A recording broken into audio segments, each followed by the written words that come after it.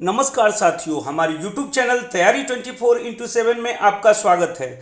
आज का जो वीडियो है वो मध्यकालीन भारत से रिलेटेड यह बहुत इम्पोर्टेंट वीडियो है जो खिलजी वंश के रूप में आज हम उसे लेके आए हैं।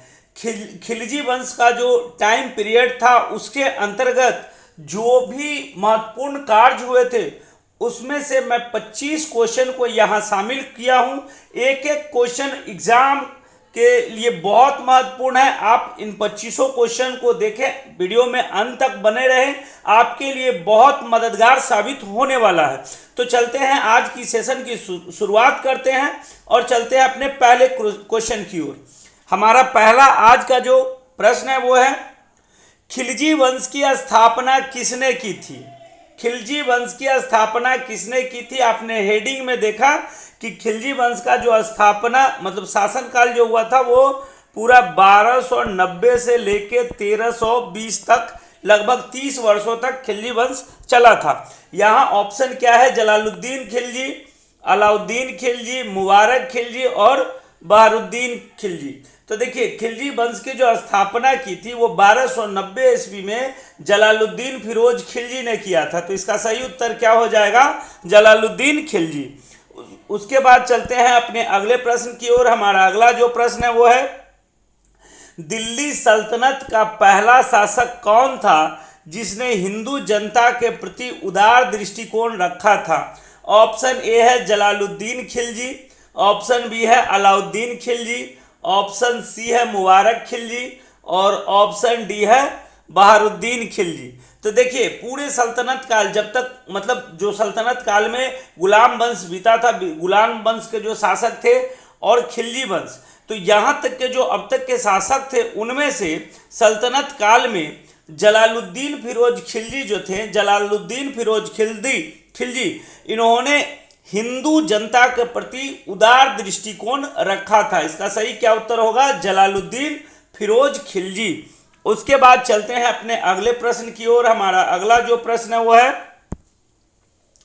अलाउद्दीन खिलजी के पिता का नाम क्या था? ऑप्शन ए है जलालुद्दीन खिलजी, ऑप्शन बी है शहाबुद्दीन खिलजी, ऑप्शन सी है मुबारक खिलजी और ऑप्शन डी है बहारुद्दीन खिलजी। तो अलाउद्दीन खिलजी के जो पिता थे वो शहाबुद्दीन खिलजी थे। शहाबुद्दीन खिलजी कौन थे? तो ये जलालुद्दीन फिरोज खिलजी के ही भाई थे। ठीक है, यानी जलालुद्दीन फिरोज खिलजी का अलाउद्दीन खिलजी जो था वो क्या था? तो भतीजा भी था और बाद में अपनी पुत्री से शादी करने के बाद यह अलाउद्दीन जलालुद्दीन फिरोज खिलजी का दामाद भी बन गया था। तो इसको याद रखिएगा। एक बार मैंने देखा था, सिविल सर्विसेज के एग्जाम में पूछा था कि सल्तनत काल में ऐसा कौन सा शासक था जो उसका भतीजा भी था और दामाद भी था।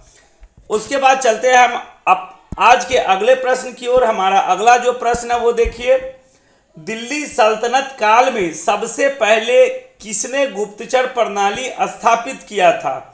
ऑप्शन ए है अलाउद्दीन खिलजी, ऑप्शन बी है शहाबुद्दीन खिलजी, ऑप्शन सी है मुबारक खिलजी और ऑप्शन डी है बहारुद्दीन खिलजी।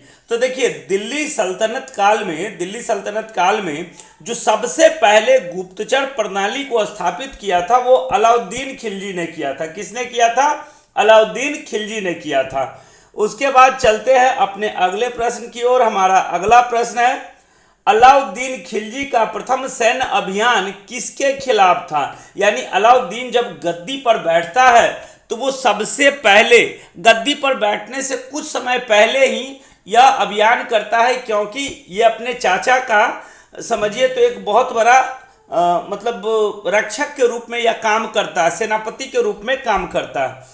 तो अलाउद्दीन खिलजी का पहला जो सैन्य अभियान था वो किसके खिलाफ था? ऑप्शन ए है गुजरात के खिलाफ, ऑप्शन बी है रणथंभौर के खिलाफ, ऑप्शन सी है चित्तौड़ के खिलाफ और ऑप्शन डी है मालवा के खिलाफ।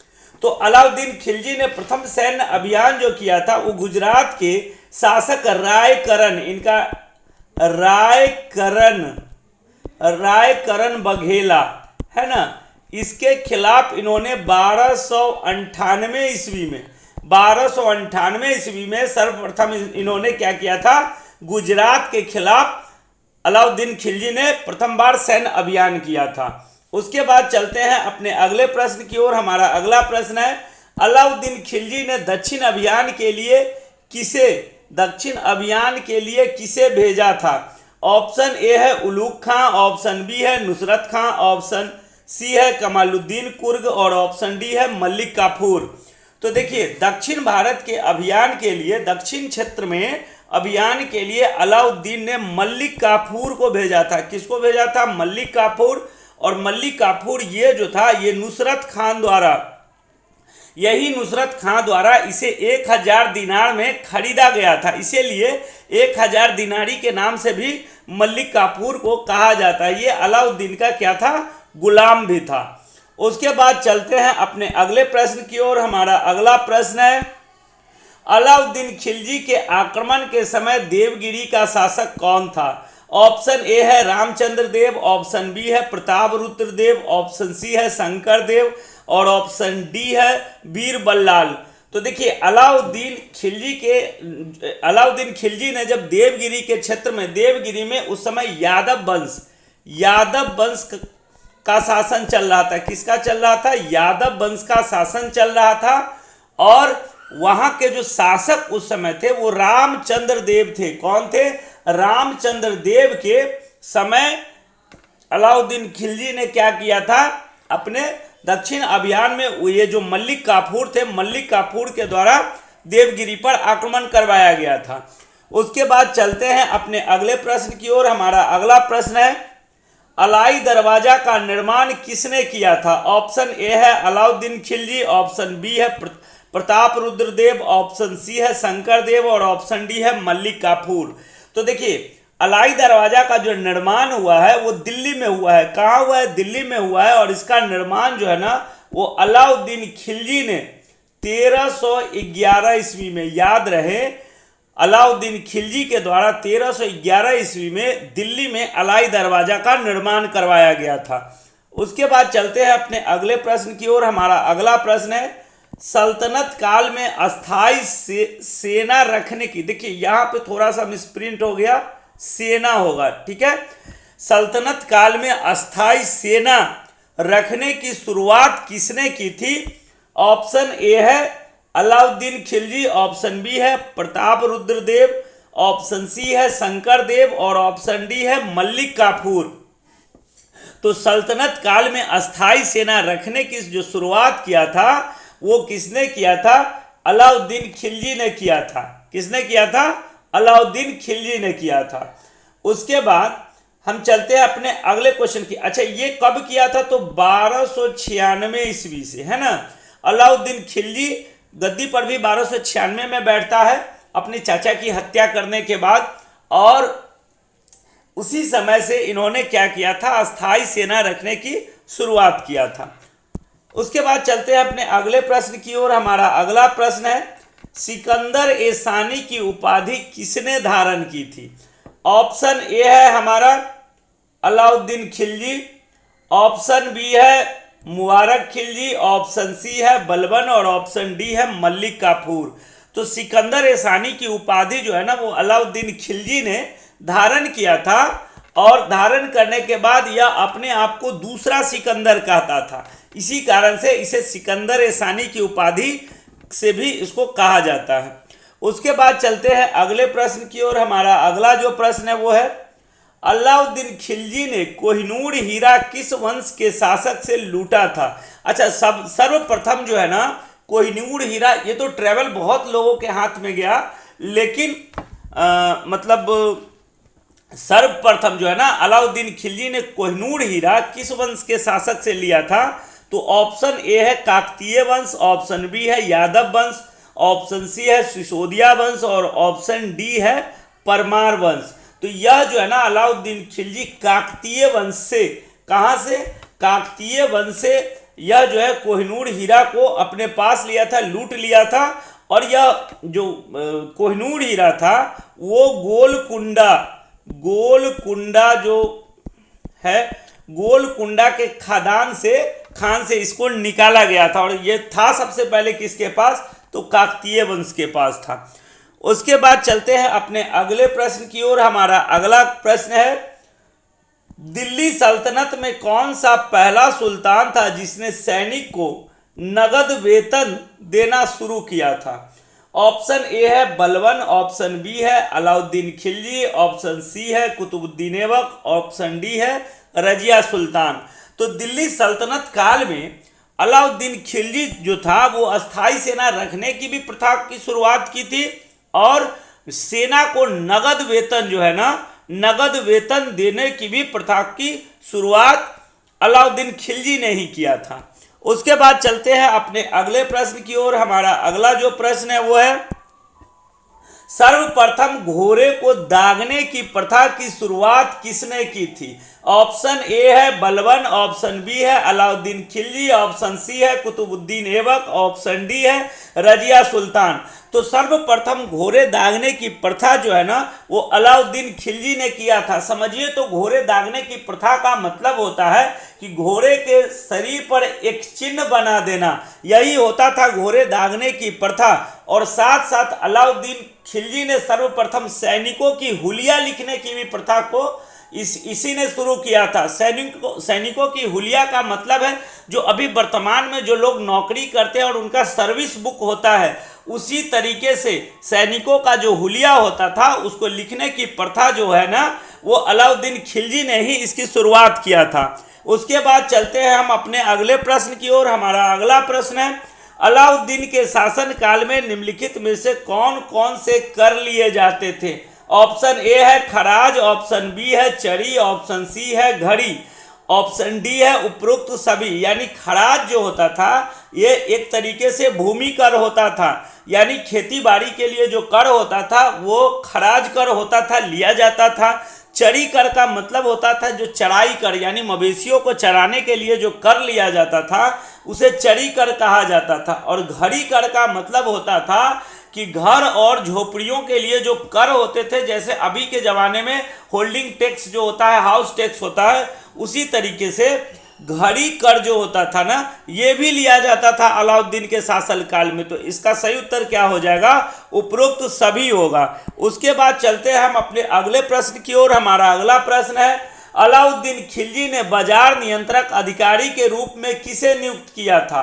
ऑप्शन ए है बरीद ए मंडी, ऑप्शन बी है सहना ए मंडी, ऑप्शन सी है दीवान ए रियासत, ऑप्शन डी है हमारा मनहेयान, है ना, मनहेयान।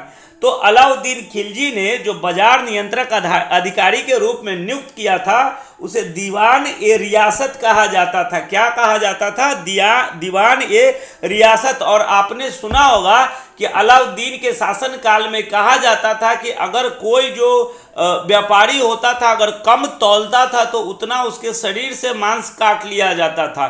तो व्यापार व्यवस्था जो था वो अलाउद्दीन के शासन काल में बहुत दुरुस्त था। तो उसके बाद हम चलते हैं अपने अगले प्रश्न की ओर। हमारा अगला प्रश्न है वो है, अलाउद्दीन खिलजी के गुप्तचर संस्था को क्या कहा जाता था? आपने देखा होगा कि कुछ क्वेश्चन पहले मैंने बताया था कि सर्वप्रथम गुप्तचर रखने की व्यवस्था की शुरुआत किसने किया था? तो अलाउद्दीन खिलजी ने ही किया था। अब यहाँ क्वेश्चन किया गया है कि इसकी गुप्तचर संस्था को क्या कहा जाता था? ऑप्शन ए था बरीद ए मंडी, ऑप्शन बी था सहना ए मंडी, ऑप्शन सी है दीवान ए रियासत और ऑप्शन डी है मनहेयान। यानी अलाउद्दीन खिलजी के गुप्तचर संस्था को कहा जाता है मनहेयान कहा जाता है। मनहेयान उसके गुप्तचर संस्था को कहा जाता था। उसके बाद चलते हैं हम अपने अगले प्रश्न की ओर। हमारा अगला प्रश्न है, सबसे ज्यादा मंगोल का आक्रमण किसके शासन काल में हुआ था? ऑप्शन ए है बलबन, ऑप्शन बी है मोहम्मद बिन तुगलक, ऑप्शन सी है अलाउद्दीन खिलजी और ऑप्शन डी है मुबारक खिलजी। तो सही बात है, सबसे ज़्यादा मंगोलों का जो आक्रमण हुआ था वो अलाउद्दीन खिलजी के शासन काल में हुआ था और सभी आक्रमण को उन्होंने क्या किया था? विफल कर दिया था। उसके बाद चलते हैं हम अपने अगले प्रश्न की ओर। हमारा अगला प्रश्न है, अलाउद्दीन खिलजी के सैन्य मंत्री को क्या कहा जाता था? ऑप्शन ए है दीवाने वजारत, ऑप्शन बी है दीवाने रिसालत और ऑप्शन सी है दीवाने इंसा और ऑप्शन डी है दीवाने आरिज। तो अलाउद्दीन खिलजी के सैन्य मंत्री को कहा जाता था दीवाने आरिज कहा जाता था। क्या कहा जाता था? दीवाने आरिज कहा जाता था। उसके बाद चलते हैं हम अपने अगले प्रश्न की ओर। हमारा अगला प्रश्न है, अलाउद्दीन के मंत्री परिषद में विदेश मंत्री को क्या कहा जाता था? ऑप्शन ए है दीवाने वजारात, ऑप्शन बी है दीवाने रिसालत, ऑप्शन सी है दीवाने इंसा और ऑप्शन डी है दीवाने आरिज। तो इसके अलाउद्दीन के मंत्री परिषद में विदेश मंत्री जो होते थे उनको दीवाने रिसालत कहा जाता था। क्या कहा जाता था? दीवाने रिसालत कहा जाता था। उसके बाद हम चलते हैं अपने अगले प्रश्न की ओर। हमारा अगला प्रश्न है कि दिल्ली में हौज खास का निर्माण किसने किया था? ऑप्शन ए है मुबारक खिलजी, ऑप्शन बी है शहाबुद्दीन खिलजी, ऑप्शन सी है जलालुद्दीन खिलजी, ऑप्शन डी है अलाउद्दीन खिलजी। तो दिल्ली में जो हौज खास का निर्माण किया गया था वो अलाउद्दीन खिलजी के द्वारा किया गया था। और समझिए तो एक तरीके से दिल्ली के क्षेत्र में जल आपूर्ति के लिए दिल्ली में हौज खास का निर्माण अलाउद्दीन खिलजी के द्वारा किया गया था। उसके बाद चलते हैं हम अपने अगले प्रश्न की ओर। हमारा अगला प्रश्न है कि अलाउद्दीन खिलजी द्वारा लूट का धन पर कौन सा कर लगाया जाता था? ऑप्शन ए है खराज, ऑप्शन बी है चरी, ऑप्शन सी है खम्स और ऑप्शन डी है घड़ी। तो अलाउद्दीन खिलजी के द्वारा जो लूट का धन होता था उस पर खम्स कर लगाया जाता था। क्या लगाया जाता था? खम्स कर लगाया जाता था। उसके बाद चलते हैं अपने अगले प्रश्न की ओर। हमारा अगला प्रश्न है, अलाउद्दीन के बचपन का नाम क्या था? ऑप्शन ए है फरीद, ऑप्शन बी है खुर्रम, ऑप्शन सी है शमसुद्दीन, ऑप्शन डी है गुरसाफ्स। तो अलाउद्दीन के बचपन का जो नाम था वो गुरसाफ्स था। क्या था? अलाउद्दीन के बचपन का नाम या तो अली भी कहा जाता था, इसको अली भी कहा जाता था और गुरसाफ्स भी कहा जाता था। उसके बाद चलते हैं हम अपने अगले प्रश्न की ओर। हमारा अगला प्रश्न है वो है, सितार एवं तबले का आविष्कार किसने किया था? सितार एवं तबले का आविष्कार किसने किया था? ऑप्शन ए है फरीद खां, ऑप्शन बी है अलबर्नी, ऑप्शन सी है अमीर खुसरे और ऑप्शन डी है जियाउद्दीन बर्नी। तो सितार एवं तबले का जो आविष्कार के रूप में जाना जाता है वो अमीर खुसरो को कहा जाता है और अमीर खुसरो जो है वो अलाउद्दीन खिलजी के समकालीन थे। उसके बाद चलते हैं अपने अगले प्रश्न की ओर। हमारा अगला प्रश्न है, खिलजी वंश का अंतिम शासक कौन था? ऑप्शन ए है मुबारक शाह, ऑप्शन बी है नसरुद्दीन खिलजी, ऑप्शन सी है जलालुद्दीन खिलजी, ऑप्शन डी है जियाउद्दीन बर्नी। तो खिलजी वंश का जो अंतिम शासक था वो था आपका मुबारक शाह खिलजी। यही था खिलजी वंश का अंतिम शासक था। उसके बाद हम चलते हैं आज के अंतिम प्रश्न की ओर। हमारा आज का जो अंतिम प्रश्न है, मुबारक शाह खिलजी की हत्या किसने की थी? ऑप्शन ए है गाजी मलिक, ऑप्शन बी है खुसरो खां, ऑप्शन सी है जूना खां, ऑप्शन डी है सिकंदर शाह। तो मुबारक शाह खिलजी का जो हत्या किया था, मुबारक शाह खिलजी का ही वजीर जो था उसी ने, खुसरो खान ने ही हत्या कर दी थी और उसके बाद कुछ समय के लिए यह शासन किया था। बाद में खुसरो खां को भी गाजी मलिक ने इसकी भी हत्या कर दिया था। तो यहाँ पे आपका सवाल है कि मुबारक शाह खिलजी की हत्या किसने की थी? तो मुबारक शाह खिलजी की हत्या खुसरो खां ने की थी। ये था हमारा आज का 25 क्वेश्चन। 25 के 25 क्वेश्चन बहुत महत्वपूर्ण है। खिलजी वंश से जो क्वेश्चन पूछे जाते हैं वो बहुत महत्वपूर्ण है और इस वीडियो को बनाने के लिए बहुत मेहनत करना पड़ता है। आपसे रिक्वेस्ट है कि हमारे YouTube चैनल को सब्सक्राइब, शेयर और लाइक करना ना भूलें। इसके लिए मैं आपका आभारी रहूँगा। आज के वीडियो में इतना ही। तब तक के लिए स्वस्थ रहिए, मस्त रहिए और पढ़ते रहिए। मिलते हैं हम जल्द ही अगले वीडियो में। धन्यवाद। शुभ रात्रि। हैप्पी जन्माष्टमी।